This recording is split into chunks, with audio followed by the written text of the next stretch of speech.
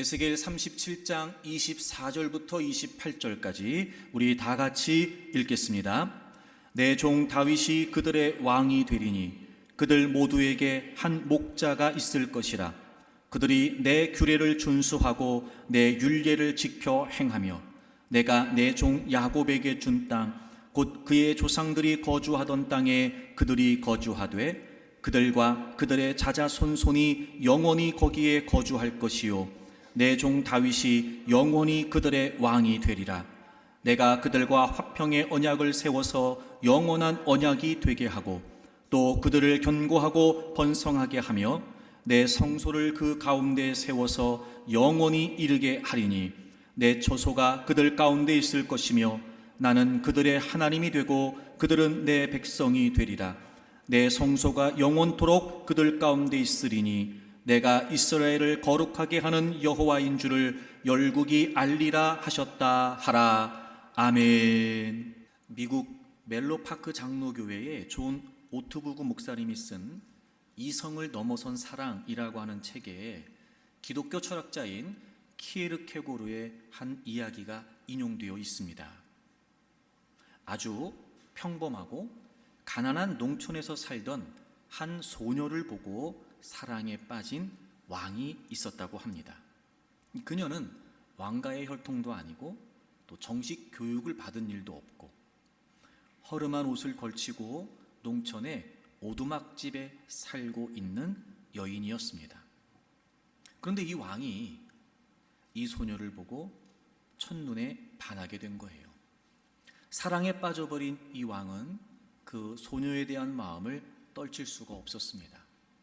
어떻게 할까 고민하다가 자문관들을 모아서 이야기를 나누게 됩니다. 그 중에 한 사람이 이렇게 이야기를 해요. 그 여인에게 명령을 내려서 왕비로 삼으라는 거예요. 물론 얼마든지 왕이니까 자신의 막강한 힘으로 그렇게 하는 일이 쉬운 일이었겠지만 강요된 순종으로 사랑을 얻고 싶지는 않았던 겁니다. 그것이 진정한 사랑인가를 확신할 수가 없었던 거죠. 그 방법은 아닌 것 같았어요. 또 다른 사람이 이렇게 이야기를 합니다. 그럼 그렇게 한 번에 왕비로 부르지를 말고 또 다른 지위를 내려서 선물도 주고 또 공주들이 입는 옷과 보석으로 치장도 해주고 또 교육도 시켜서 일정한 시간이 지난 다음에 궁중으로 데려와서 왕비를 삼으라는 것이었습니다. 그런데 왕은 그것도 탐탁지 않았습니다. 만약 그렇게 한다면 그녀가 계속해서 받는 어떤 선물 그리고 지위나 보석 때문에 왕을 사랑하는 건지 아니면 정말 마음으로 왕을 사랑하는 것인지를 증명할 수가 없었기 때문입니다. 고민에 고민을 거듭하다가 왕이 중대한 결심을 하게 되죠. 잠시 동안 왕으로서의 지위를 포기하고 왕의 자리에서 내려와서 평범한 서민으로 행동하면서 그 소녀가 산 곳으로 가기로 합니다. 그 소녀와 같은 옷을 입고 같은 음식을 먹고 같은 환경 속에 살면서 그녀의 사랑을 얻겠다고 결단합니다. 키르케고르는 이 이야기를 통해서 영광의 하나님께서 유한한 인간의 몸을 입고 이 땅에 오신 성육신의 사건을 설명하고자 했던 것입니다. 죄로 말미암아 심판과 멸망을 피할 수 없는 우리를 구원하시기 위해 기꺼이 종의 모습으로 이 땅에 오신 예수 그리스도, 그리고 우리는 전혀 그분의 은혜를 받을 가치가 없는 존재였지만 우리의 모든 죄를 짊어지시고 대신 십자가에 죽으셨습니다. 자신의 생명을 내어주시고 우리에게 생명을 주신 것이었습니다. 다른 이유가 아니었고 우리를 사랑하셨기 때문이었습니다. 놀랍고 위대한 사랑이 아닐 수 없습니다. 사랑하는 교우 여러분, 하나님은 여러분을 이처럼 사랑하십니다. 하나님의 심판으로 멸망한 이스라엘의 회복에 대한 하나님의 약속은 에스겔 34장에서부터 언급되고 있습니다. 그리고 새로운 땅에 대한 약속과 그곳에 거주할 새로운 백성에 대한 희망을 전망하는 36장에 이어 마른 뼈들의 회복이라고 하는 환상을 통해 이스라엘의 회복에 대한 약속은 37장에서 그 절정에 이르게 됩니다. 이보다 더 확실한 약속의 확증이 있을까요? 다윗의 계보를 통해 오실 예수 그리스도께서 하나님의 백성들을 회복하시고 하나님 나라의 통치자가 되셔서 영원히 그 나라에서 왕으로 다스릴 것을 약속해 주신 것입니다. 이 말씀은 1차적으로는 이스라엘의 회복에 대한 약속이고 궁극적으로는 예수 그리스도를 통해 이루실 하나님의 구속 사역과 하나님 나라에 대한 약속입니다. 하나님께서는 자신의 약속에 근거하여 구원 계획을 진행시키시고 마침내 예수 그리스도를 보내셔서 자신의 백성들을 구원하셨습니다. 그리고 그 약속에 기초하여 하나님의 나라를 세워가시고 마침내 그 하나님의 나라를 완성하실 것입니다. 이렇게 하나님의 구속사는 하나님께서 친히 언약을 선포하셨고 그리고 그 선포하신 언약을 성취해가는 과정인 것이고 그 궁극적인 성취의 결과가 바로 하나님 나라의 완성인 것입니다. 따라서 오늘날 하나님을 믿는 그분의 백성으로 살아가는 우리 모두에게 이 약속은 우리 믿음의 가장 본질적인 약속이 되는 것입니다. 왜 예수님을 믿어야 되는지, 예수님을 믿는다는 것은 무엇을 믿는다는 것인지, 예수님을 믿는다면 어떻게 살아야 되는 것일지, 바로 우리 신앙의 가장 본질적인 내용이 바로 오늘 우리가 함께 읽은 이 본문의 약속에 담겨져 있는 것입니다. 그런데 우리는 종종 이 약속을 잊고 사는 것 같습니다. 믿음의 방향도 잃어버리고 믿음의 목표도 상실하는 겁니다. 왜 믿어야 되며 무엇을 믿어야 되며 어떻게 믿어야 되는지를 잊어버리니까 여러분 신앙이 끊임없이 흔들리게 되는 것입니다. 그래서는 안 되겠으나 혹시라도 그 약속마저 잃어버리고 사는 건 아닐까. 그런데 여러분 잊을 수는 있지만 잃어서는 안 됩니다. 약속을 잊고 살 수는 있습니다. 하지만 잃어버려서는 안 됩니다. 왜냐하면 이 약속을 잃어버린다는 것은 믿음을 잃어버리는 것이요, 이 약속을 잃어버린다는 것은 우리에게 믿음을 통해 주어진 생명을 잃어버리는 것과 같기 때문에 그렇습니다. 사랑하는 여러분, 이번 사순절 기간 우리가 다시 말씀 앞으로 그리고 다시 하나님의 약속 앞으로 돌아와서 우리의 믿음을 점검해보고 그리고 잊었던 이 하나님의 약속의 의미를 다시 기억하면서 주님이 다시 오시는 그날까지 저는 여러분들이 신실된 믿음의 사람으로 살 수 있기를 바랍니다. 그렇다면 여러분, 하나님께서 예수 그리스도를 통해 주신 이 약속은 어떤 의미일까요? 우리가 지난주일에 첫 번째 말씀을 함께 나누었습니다. 오늘 본문 26절에 보시면 하나님께서 이렇게 말씀하시지요. 내가 그들과 화평의 언약을 세워서 영원한 언약이 되게 할 것이다. 첫째, 예수 그리스도를 통해 우리에게 주신 약속은 화평의 언약이었습니다. 여기서 말하니 화평이라고 하는 것은 하나님과 단절되었던 관계가 회복되고 거기에서 그치는 것이 아니라 이 회복된 하나님과의 관계 속에서 영원히 누릴 수 있는 참된 평안을 의미했습니다. 그렇습니다, 여러분. 우리는 우리의 죄 때문에 하나님과의 관계가 깨어져 있었습니다. 그런데 예수님께서 하나님과 우리 인간 사이에 화목제물이 되어주심으로 말미암아, 즉 하나님과 우리 사이에 깨어진 관계의 원인이 되었던 그 죄의 문제를 완전히 해결해 주심으로 말미암아 이제 다시 우리는 하나님과의 관계가 회복됐고 그리고 그 안에서 진정한 그리고 영원한 평화를 누릴 수 있게 된 것입니다.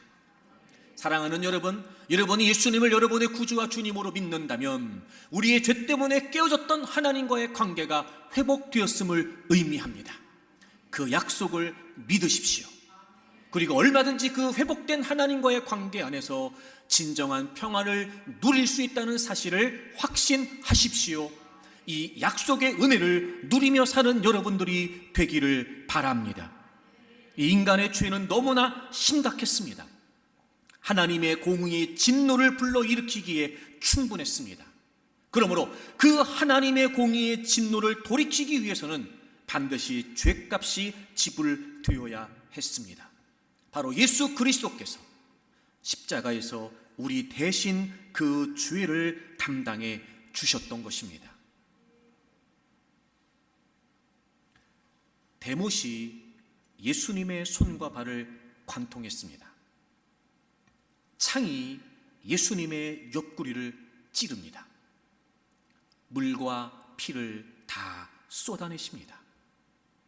그리고 그분의 상처는 바로 우리의 모든 죄를 해결해 주셨다라고 하는 은혜의 흔적이 되고, 이사야 선지자가 분명히 예언하고 있는 것처럼 예수님께서 징계를 받으셨기 때문에 우리가 평화를 누리게 된 것입니다.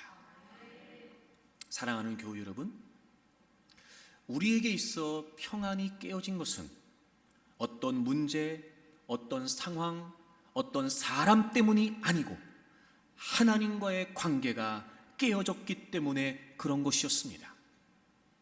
그러므로 죄의 문제가 해결되지 않는다면 그 누구도 진정한 평안을 누릴 수는 없었던 거지요. 하지만 예수님께서 우리의 모든 죄를 대속해 주심으로 말미암아 이제 우리는 하나님 안에서 진정한 평안을 누릴 수 있게 되었습니다. 여러분이 평안이라고 하는 하나님 주신 이 약속은 상황에 따라 주어지는 감정이 아니라 회복된 하나님과의 관계 안에서 누릴 수 있는 절대적인 상황입니다. 그래서 요한복음 14장에서 예수님은 분명히 우리에게 약속해 주십니다. 내가 너희들에게 평안을 주겠다. 그런데 그 평안은 세상이 주는 것과 같지 않다. 여러분, 이게 무슨 의미 같으세요? 주님이 우리에게 평안을 주신대요.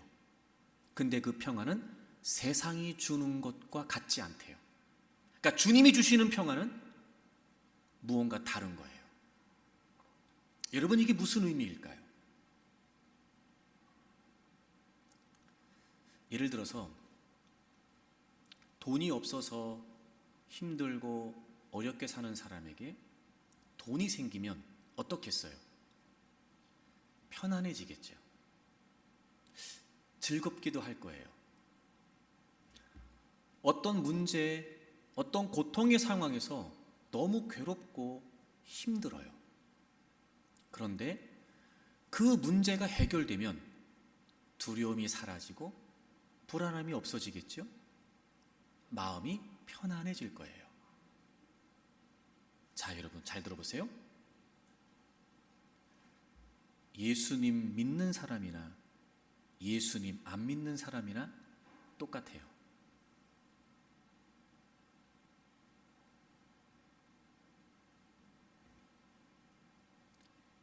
그런 안심, 그런 즐거움, 그런 편안함이 예수님 믿는 사람에게만 있습니까?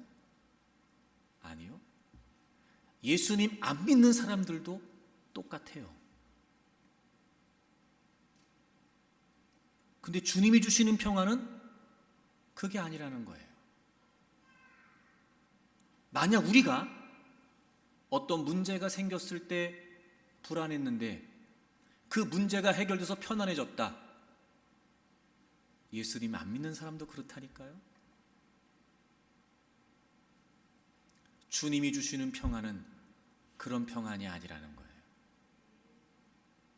어떤 상황, 어떤 문제, 어떤 형편 가운데 있어도 주님이 주시는 평안은 그 모든 상황을 초월할 수 있는, 모든 지각에 뛰어난 그 어떤 상황에서도 깨어지지 않고 흐트러지지 않는 진정한 평안이라는 거예요. 사랑하는 교우 여러분, 여러분이 예수님을 여러분의 구주와 주님으로 믿기 때문에 이미 여러분에게 이 평안이 이루어졌음을 믿으십시오. 그리고 더 이상 세상이 주는 것 같은 평안에 목매지 말고 끊임없이 우리에게 갈증을 갖게 하는 그 세상적인 즐거움, 기쁨, 만족에 끌려다니지 말고 어떤 상황에서도 흔들리지 않는, 어떤 상황에서도 깨어지지 않는 오직 회복된 하나님과의 관계 안에서만 주어질 수 있는 이 진정한 참된 평안을 여러분들이 확신하고 추구하고 누릴 수 있기를 바랍니다.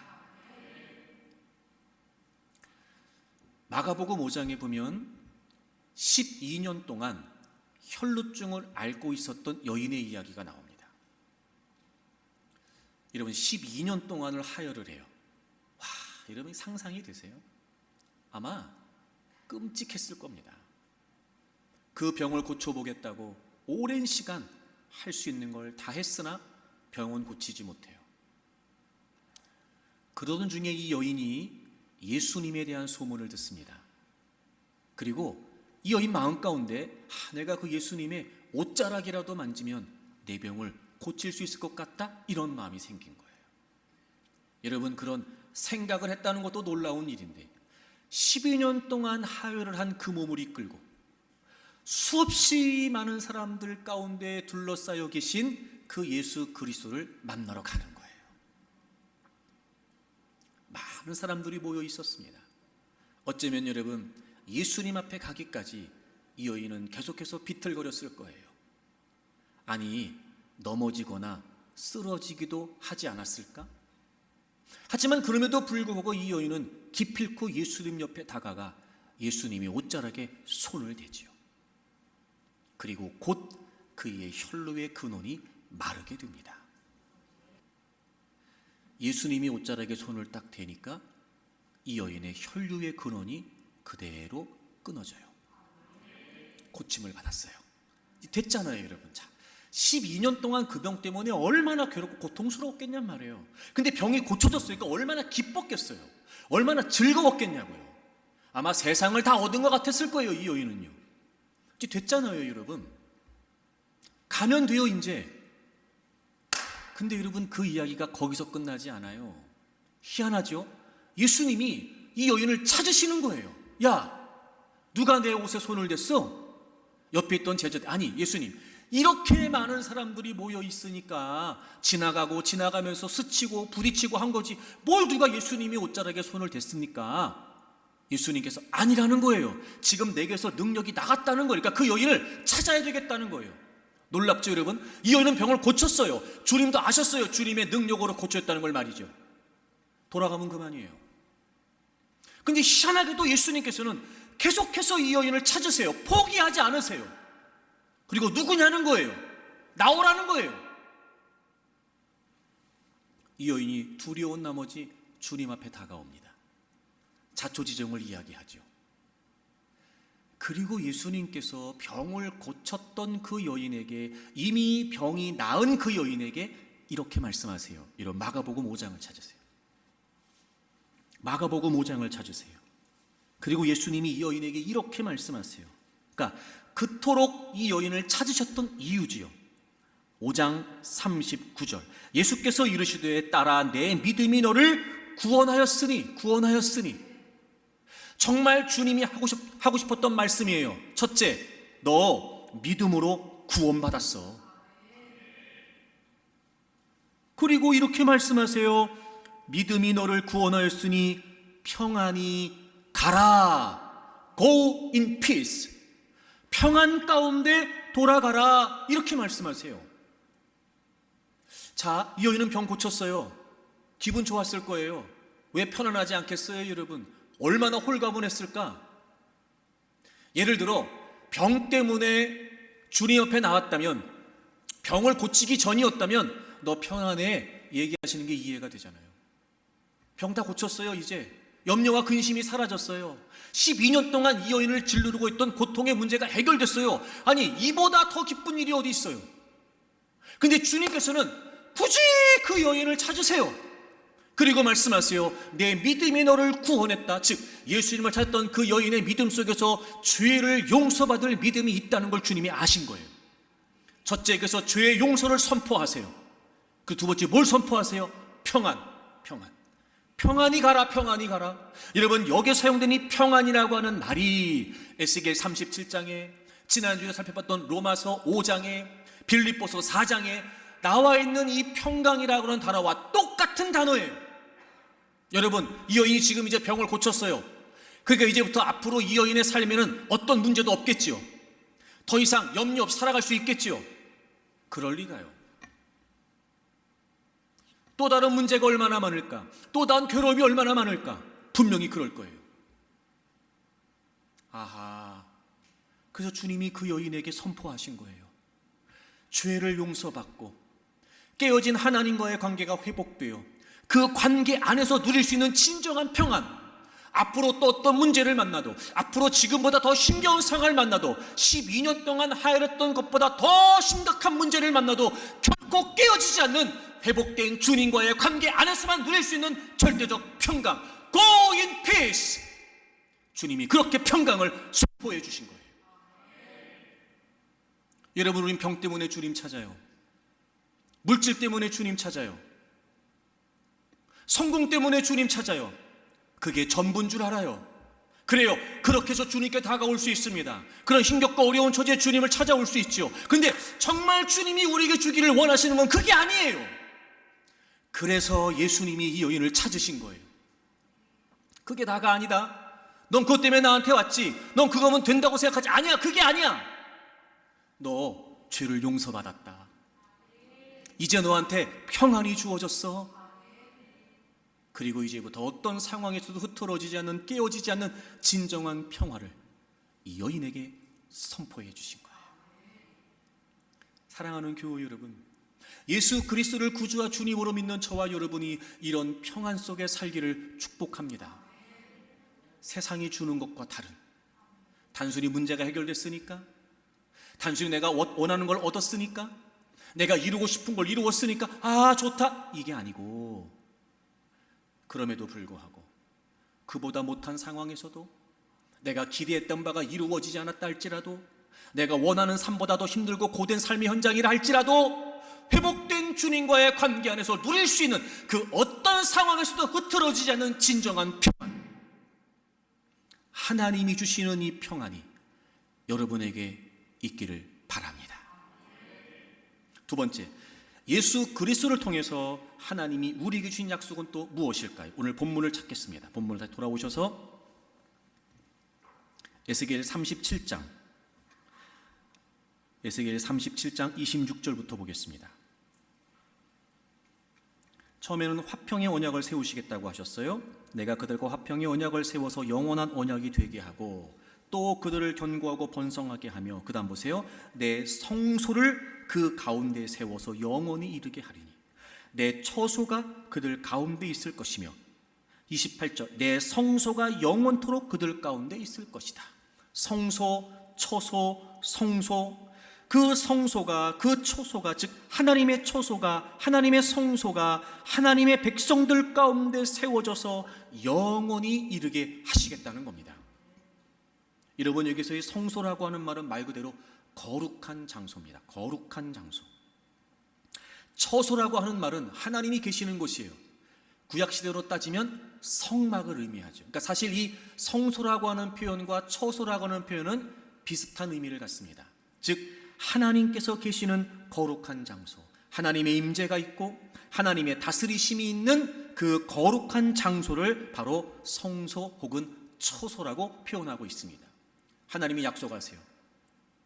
예수 그리스도를 통해서 약속을 주시는 거예요. 내가 너희들 가운데 처소를 두고 내가 너희들 가운데 성소를 둬서 영원토록 너희들 가운데 있을 거라는 거예요. 여러분, 이게 무슨 의미일까요? 요한복음 2장에 보면 예수님께서 자신에 관해 이렇게 말씀하세요. 내가 성전이다. 내가 성전이다. 예수님께서 자신의 몸을 성전이라고 설명하세요. 너무 당연하죠, 여러분. 왜? 예수님은 하나님의 본체이시고 하나님의 형상이시거든요. 그러므로 예수님은 하나님께서 거주하시는 곳이에요. 예수님은 하나님의 임재 처소를 의미하는 성전과 같습니다. 그래서 예수님은 자신을 뭐라고 말씀하세요? 성전이라고 말씀하세요. 그러니까 26절, 27절, 28절에 내 성소를 그들 가운데 세워서 영원히 있게 하신다는 말씀이 무슨 말이에요? 예수 그리스도를 이 땅에 보내셔서 그 예수 그리스도를 통해 하나님이 우리와 함께 하시겠다는 거예요. 예수 그리스도를 통해 하나님께서 우리와 함께 하시겠다는 거죠. 이게 무슨 약속이에요, 여러분? 천사가 예수님에 관해 예언하면서 예수님의 또 다른 이름에 관해 언급하죠. 마태복음 1장을 찾으세요. 마태복음 1장 23절. 보라, 처녀가 잉태하여 아들을 낳을 것이요. 예수님의 이름에 관해 선포해요. 보라, 처녀가 잉태하여 아들을 낳을 것이요. 그의 이름을 뭐라고 하래요? 임마누엘이라 하리라. 임마누엘이라 하리라 하셨으니 이를 번역한즉, 여러분, 임마누엘, 이게 무슨 뜻이에요? 하나님이 우리와 함께 계시다.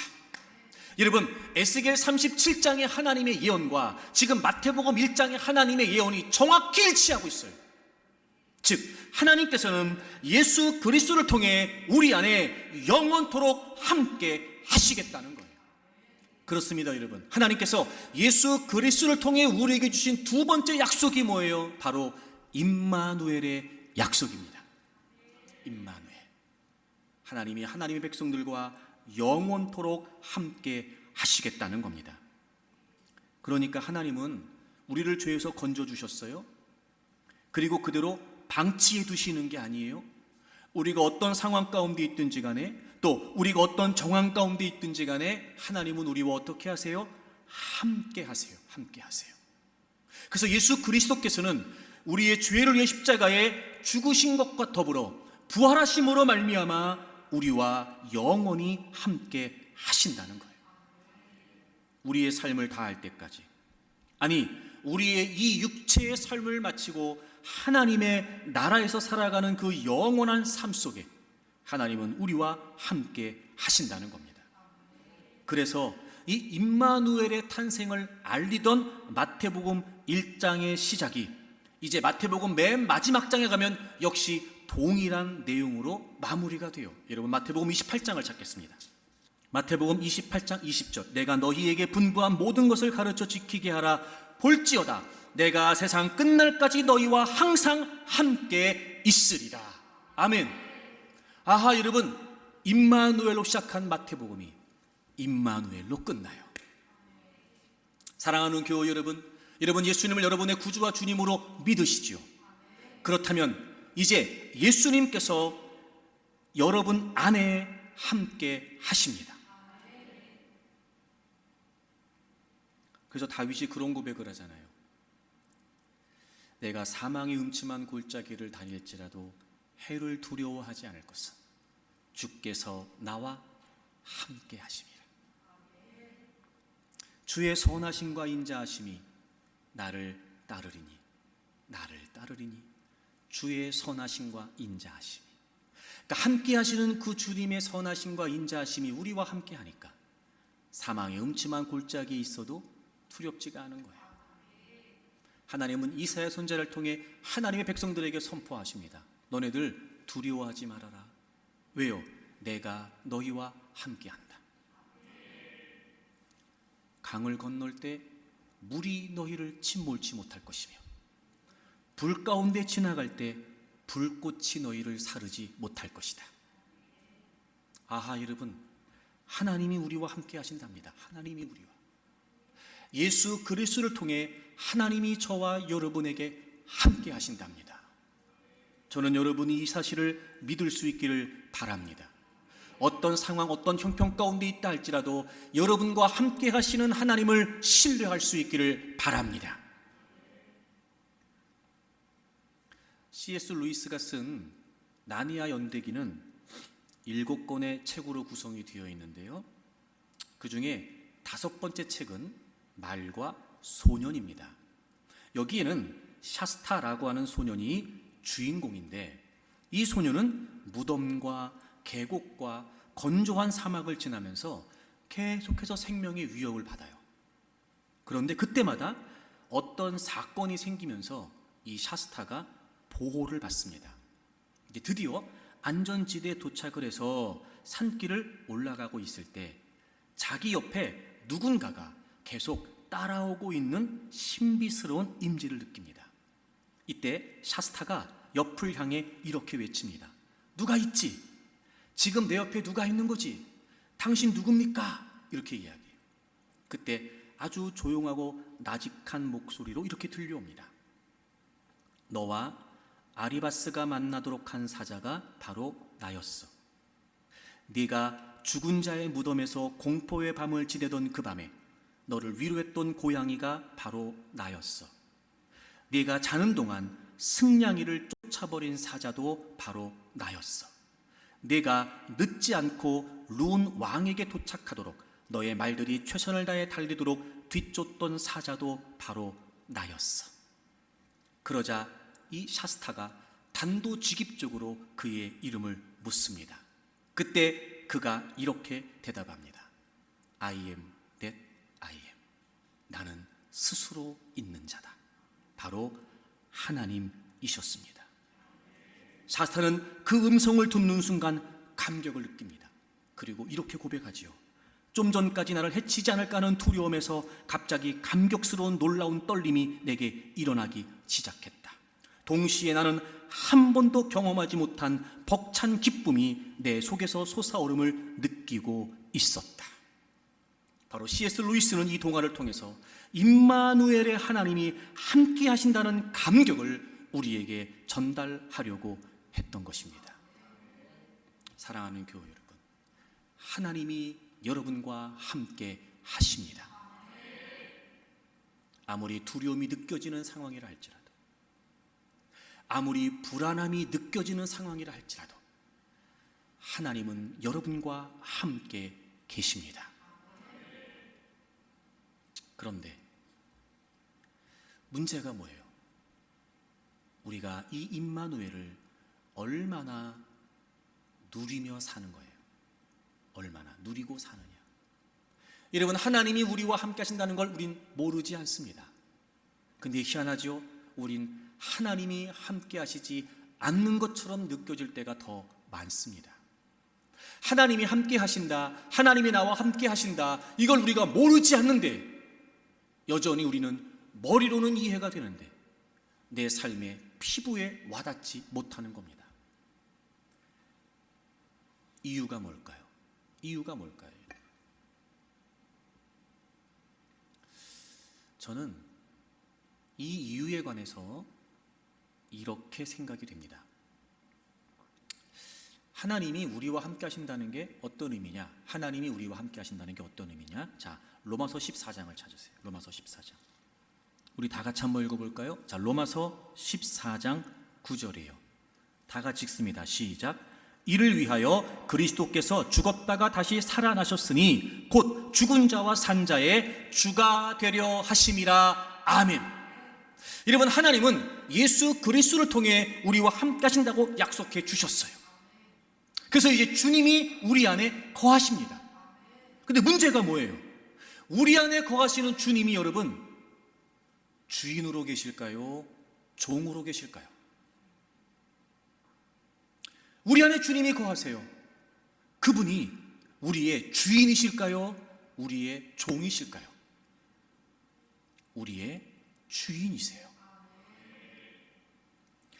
여러분이 로마서 14장 9절은요 정말 중요한 의미를 담아요. 그리스도께서 죽었다가 다시 살아나셨으니 곧 죽은 자와 산 자의 주가 되셨다 이렇게 되어 있지 않고 주가 되려 하심이라 이렇게 되어 있어요. 주님이 적극적인 의지를 갖고 단순히 주인 되셨다 이 표현이 아니라 주님이 주인이 되려고 하셨다는 거예요. 의도를 가지고 의지를 가지고 예수님께서 우리의 주인 되셔서 우리 삶에 주도권을 행사하시려고 했다는 거예요. 왜 이렇게 하셨을까요, 여러분? 왜 이렇게 하셨을까요? 자, 로마서 6장을 찾으세요. 17절입니다. 하나님께 감사하리로다. 너희가 본래 죄의 종이더니. 본래, 즉 우리가 예수 그리스도를 믿기 이전까지 줄곧 계속해서 원래부터 태생이 우리는 뭐였어요? 죄의 종이었어요. 그런데 너희에게 전하여 준 바 교훈의 본을 마음으로 순종한, 이 교훈의 본이라는 건 복음의 내용, 복음의 가르침을 말해요. 즉 예수 그리스도를 나의 구주와 주님으로 믿겠습니다. 이렇게 복음을 믿어서 18절 죄로부터 해방되어 의에게 종이 되었느니라. 여러분 보세요. 왜 예수 그리스도께서 우리의 모든 죄를 짊어지시고 우리의 주인이 되려고 하셨을까요? 우리는 본래부터 죄의 종이었기 때문이었어요. 우리를 더 이상 죄의 종으로 내버려두고 싶지 않으셨어요. 그분이 우리의 모든 죄를 짊어지십니다. 대속해 주시지요. 그리고 그분이 우리 안에 거하세요. 왜요? 이젠 더 이상 죄의 종이 아니라 우리가 주님의 종이 되게 하시려고 했던 거예요. 죄의 종이었던 우리를 그 죄의 결과로부터 자유케 하시고 이제 주님이 우리의 주인 되셨다는 말이에요. 그럼 여러분, 우리가 본래 죄의 종이었고 예수님을 믿음으로 주님의 종이 됐다면 내 삶에 있어서 내가 주인이었던 적은 한 번도 없는 거예요. 여러분, 둘 중에 하나예요. 죄의 종으로 살든 주님의 종으로 살든. 만약 주님이 주인이 아니고 내가 주인이다, 이게 무슨 말이에요? 죄의 종이라는 거예요. 주님이 우리 안에 거하신다는 게 무슨 말이에요? 주님이 우리의 주인으로 함께 하신다는 거예요. 근데 우리는 그분이 나의 주인이시라고 하는 이 분명한 실제를 우리가 인정하지 않아요. 자, 보세요. 주님은 우리의 주인이세요. 우리의 주인으로 우리와 함께 하세요. 근데 우리는 여전히 내가 주인으로 살아요. 그럼 주인 되신 주님이 의식이 되겠어요, 안 되겠어요? 그 주님이 인식이 될까요, 안 될까요? 안 돼요. 그러니까 하나님은 함께 하십니다 라고 이야기하는데, 주님이 나와 함께 하십니다 라고 이야기하는데 여전히 내가 주인 되어 살아요. 그러니 그 주인 되신 주님이 믿어질 리가요. 그 주인 되신 주님이 그 삶의 현장에서 신뢰할 수가 없는 거예요. 왜요? 주님은 주인이신데 인정하지 않고 여전히 내가 주인으로 사니까요. 아쉬울 때만 주님 찾아요. 모자랄 때만 주님 찾아요. 주님이 우리의 주인이 아니라 주님이 우리의 꼬봉이에요. 주님이 우리의 수단이에요. 주님이 우리의 도구예요.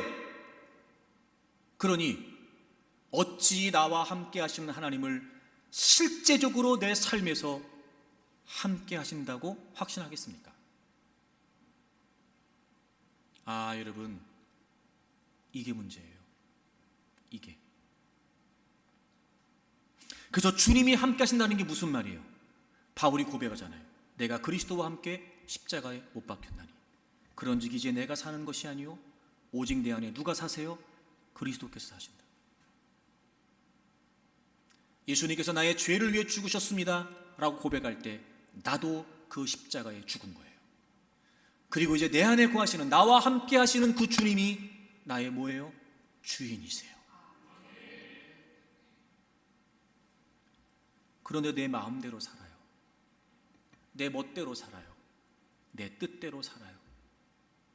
내 안에 거하시는 주님의 이끄심, 내 안에 거하시는 주님의 인도하심, 내 안에 거하시는 나의 주인으로 거하시는 그분의 다스리심과 그분의 이끄심을 따르려고 하지 않아요. 그분의 말씀을 따라 살려고 하지 않아요. 내 생각대로 살려고 그러고 내가 살던 대로 살려고 그래요.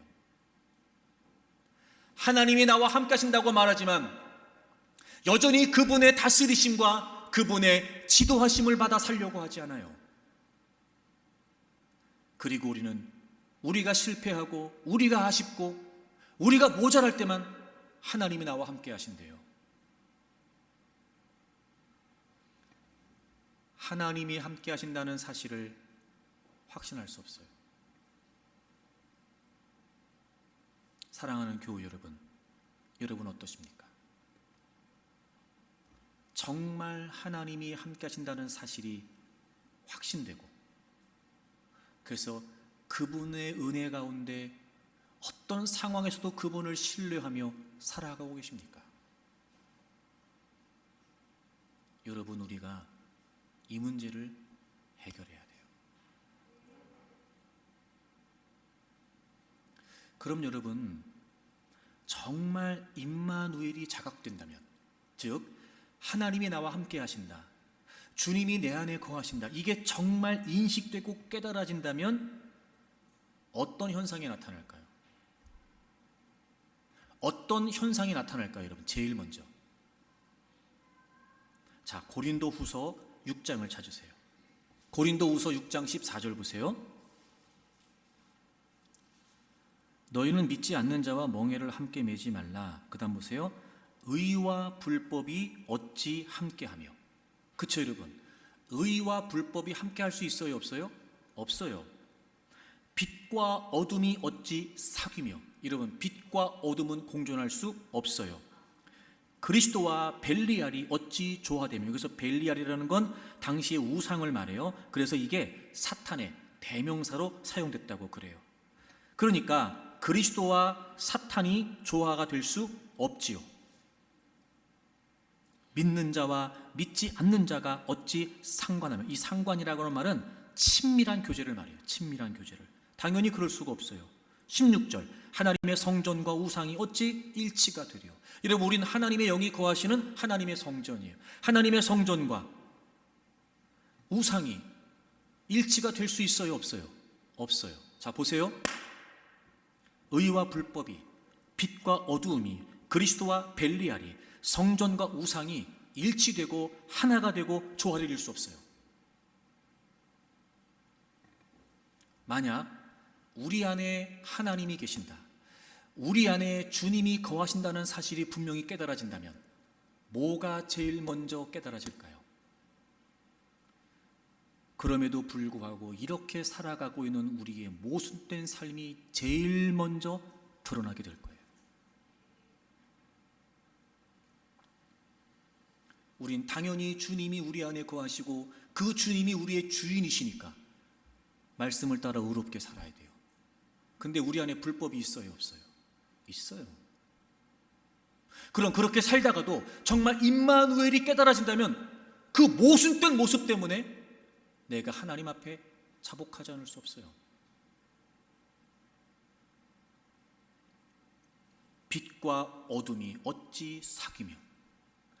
우리가 빛 대신 예수 그리스도 안에 있다면 당연히 우리는 빛의 자녀로 살아가야 돼요. 근데 우리 안에 어둠이 있어요, 없어요? 있어요. 그럼 그 주님이 나와 함께 한다는 사실이 깨달아지면 제일 먼저 뭐가 드러나겠어요? 여전히 내 안에 있는 어둠이 드러나겠죠.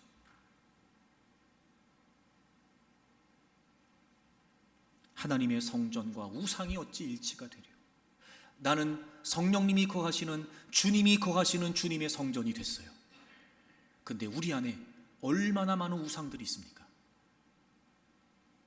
그럼 정말 임마누엘이 자각된다면 하나님의 성전인 내 안에 그득그득 채워져 있는 우상의 모습이 적나라하게 드러나겠죠.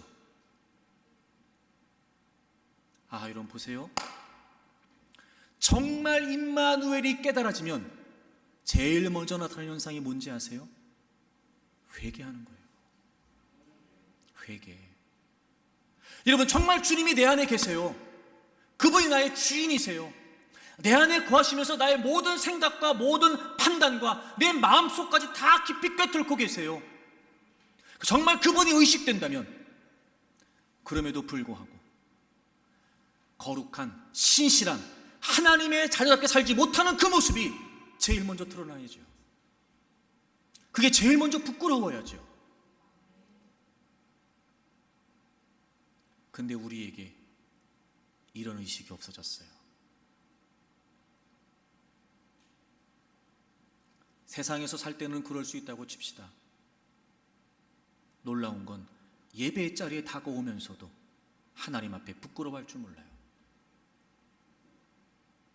하나님의 말씀을 듣는 자리조차 우리의 심령이요 아주 메말라 버렸어요. 웬만한 말씀으로는 끄떡도 안 해요. 뻔뻔해졌어요. 뭐 어떠냐는 거예요.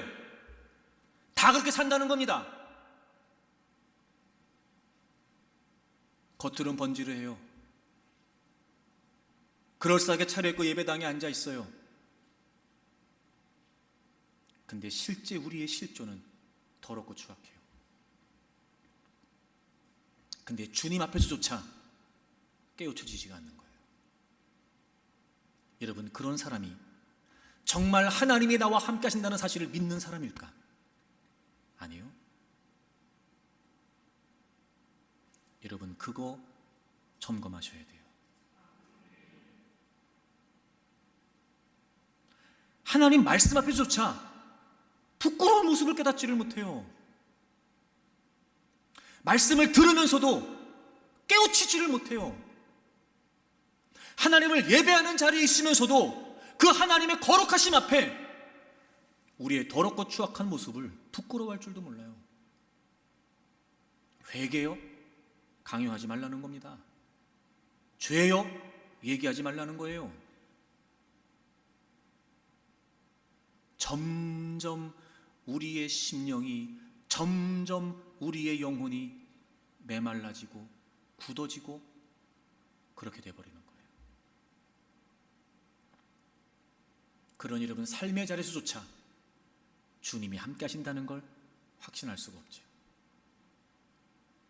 내 안에 거하시는 주님이 어떤 분이신지 모르지 않은데 그럼에도 불구하고 그분 앞에 우리의 모습을 살펴 회개할 줄 모르니까 과연 내가 정말 내 안에 주님이 계신다는 걸 자각하고 사는 사람일까?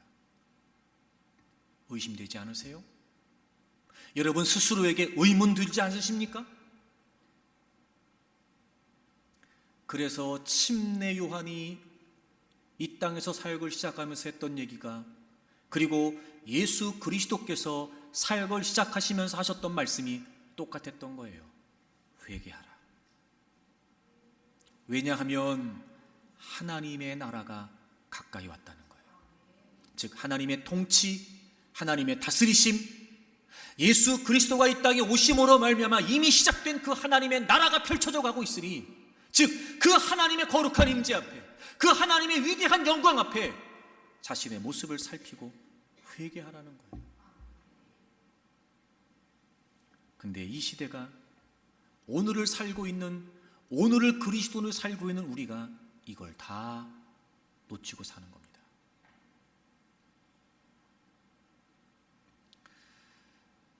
미국 켄터키주에 있는 에즈버리 대학교에서 지난 2월 8일부터 시작된 예배가 지금 2주 넘게 학생들의 자발적인 기도와 찬양으로 24시간 연속 이어지면서 연일 화제를 모으고 있습니다. 그리고 이 예배는 그 대학을 넘어서서 미 전역에 있는 그리스도인들이 참여하는 자리로 확대가 됐고 곳곳의 대학과 학교에 번져가고 있습니다. 정기 수요 예배 당시에 잭 미어 크리브스라고 하는 목사님이 행동하는 사랑이라는 주제로 설교했다고 합니다. 하나님의 선한 사랑에 힘입어 부흥을 위해 기도하자. 세상은 주님의 사랑을 필요로 한다. 그 말씀을 듣고 학생들은 자리를 떠나지 않고 예배당에 남아 기도와 찬양과 간증을 이어갔다고 합니다. 참여한 학생들은 시간 가는 줄 전혀 몰랐습니다. 우리는 그저 하나님을 찬양했고 사람은 점점 많아졌습니다. 수업을 듣기 위해 나가려 했으나 계속 머물라고 하는 하나님의 음성을 들었습니다. 20분 정도 지난 줄 알았는데 3시간이 흘렀습니다. 기도회는 점점 입소문을 타고 인근 대학과 지역사회로 번졌고 지난 14일에는 3,000명이 넘는 사람이 모이는 바람에 그 캠퍼스 4곳에 있는 모든 공간이 가득 찼다고 합니다. 그리고 계속해서 모여드는 인파로 인해 안전상을 이유로 오늘 저녁 예배까지만 대학에서 드리고 내일 월요일부터는 예배 장소를 학교 밖으로 옮긴다고 그래요. 그리고 이 에즈버리 대학의 부흥이 미국 전역으로 확산되고 있습니다. 테네시주에 있는 주립대학교와 리 대학교, 인디애나주에 있는 앤더슨 대학교, 오하이오주에 있는 오하이오 대학교 시더빌 대학교, 엘라베마주에 있는 샌포드 대학교, 그리고 또 다른 사역 단체들 그리고 교회들 계속 이어지고 있다고 합니다. 여러분, 거기에 참여한 사람들이 한결같이 하는 이야기가, 동일하게 하는 이야기가 한 가지 있습니다. 바로 성령님의 임재를 경험했다는 것과 자신들의 죄를 회개했다는 거예요. 그 에즈버리 대학교 옆에 있는 에즈버리 신학교의 한 교수님이 그 기도회에 참석을 하고 이렇게 말합니다. 하나님의 놀라운 역사를 보고 있다. 내가 몸담은 신학교 옆에 있는 에즈버리 대에서 수요 예배가 끝났음에도 학생들이 계속 예배당에서 기도한다는 소식을 듣고 바로 현장에 왔다. 수백 명의 학생이 조용히 찬송하며 자기 죄를 회개하고 이웃과 세상을 위해 기도하고 있었다. 에즈버리 대학 부속 신학원에 있는 크레그 키너 신학학 교수는 이렇게 이야기했습니다. 우리는 얼마나 많은 사람이 신앙에 목말랐는지 깨닫지 못했다. 기도회는 우리에 관한 것이 아니라 하나님과 그분의 거룩함에 관한 것이다. 그분만이 영광을 받으실 자격이 있다. 하나님의 임재를 경험했다는 거예요. 미국 켄터키주의 프리덤 포인트 교회의 목사님은 그 청년들과 그 예배에 참석했다고 그래요. 그곳에 모인 사람들이 보여준 주를 향한 갈망, 열정을 담은 찬양은 지금까지 봐왔던 곳과 차원이 달랐다. 복음 전도자 존 버데트는 에즈버리의 부흥에 참석한 것은 잊을 수 없는 경험이었다. 우리는 건물 안으로 들어가자마자 말 그대로 하나님의 임재를 느낄 수 있었다. 열정적이고 진정한 예배, 회개, 기도하는 사람들, 고요한 화음에서부터 큰 소리로 노래하고 박수치고 간증하는 소리에 이르기까지 성령님께서 인도하시는 예배였다. 여러분, 지금 페이스북에 에즈버리 리바이벌 2023이라고 하는 페이지가 만들어졌고 4,500명 이상이 그 페이지에 가입을 하고 지금 은혜를 나누고 간증하고 있다고 합니다. 동일합니다. 성령님의 임재를 느꼈다, 회개했다. 그리고 이 부흥의 역사가 녹스빌에 있는 그레이스 크리스천 아카데미라고 하는 한 중학교까지 이어지게 됩니다. 지난 17일에 여러 중학생들이 모여서 예배를 드리기 시작했는데 그들이 기도하고 죄를 자백하고 신앙을 결단하기 시작했다는 겁니다. 오후 활동 내내 찬양하고 기도하며 학생들이 자발적으로 예배를 드리기 시작했고 거기서 회개하고 고백하고 주님을 찾게 되었다고 합니다.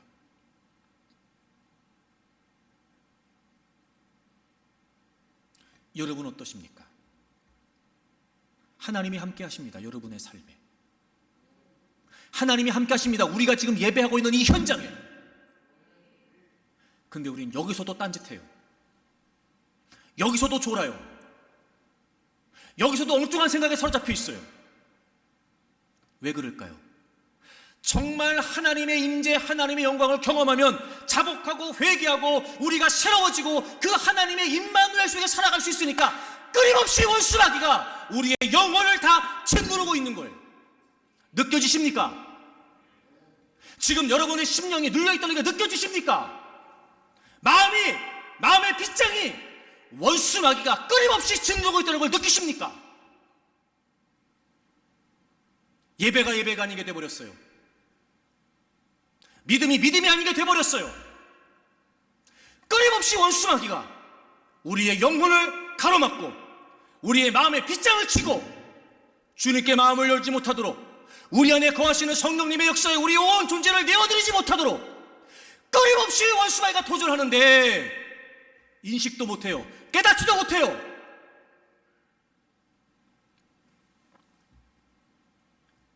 임마누엘의 약속을 누리지 못하고 삽니다. 그리고 고작 하나님께 다가와한다는 얘기가 도와주세요, 되게 해주세요, 이루어주세요, 성공하게 해주세요, 돈 많이 벌게 해주세요.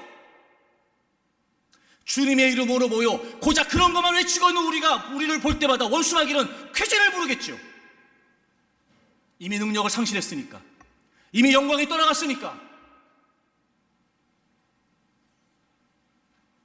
하나님의 영광 앞에, 하나님의 임재 앞에 지금 우리가 어떻습니까?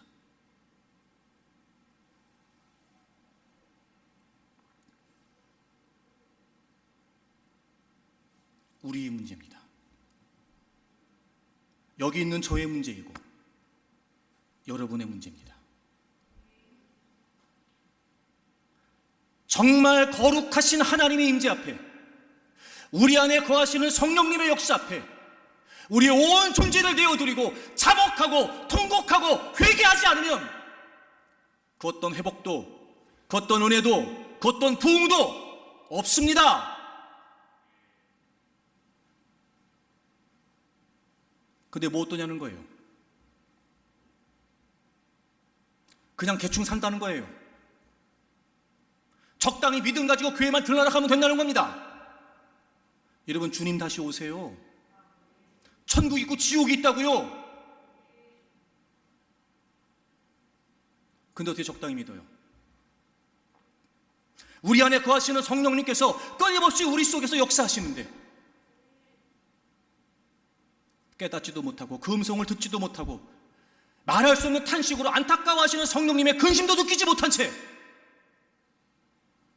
그냥 교회를 다니는 건 다니는 거고 내가 사는 건 사는 거예요. 말씀과 상관없이 말씀은 내팽겨치고, 그리고 은혜만 달랍니다. 천만에요 여러분. 회개 없이 어떻게 은혜가 있어요? 회개 없이 어떻게 용서가 있습니까? 이런 우리의 모든 죄악들이, 우리의 불법들이, 우리의 교만들이, 우리의 그릇된 모습들이 철저히 하나님의 임재 앞에 회개하고 자복될 때, 그때 은혜가 시작되는 거예요. 사랑하는 여러분, 이 시대에도 성령님은 역사하십니다. 지금도 하나님께서는 부흥의 역사를 일으키고 계십니다. 저는 우리 안에 먼저 이런 역사들이 있기를 바랍니다. 그리고 우리 교회 공동체가 신실된 믿음의 사람들로 모인 공동체로 서기를 바랍니다. 그리고 마지막 때 주님 다시 오실 때 그날까지 여러분, 우리가 정말 성령님께서 역사하시는 진정한 공동체가 되어서 이런 모든 민족과 열방을 향해 그 주님의 역사를 선포하고 주님의 이름을 전하고 그 주님의 영광을 나타내는 우리 모두가 되기를 바랍니다.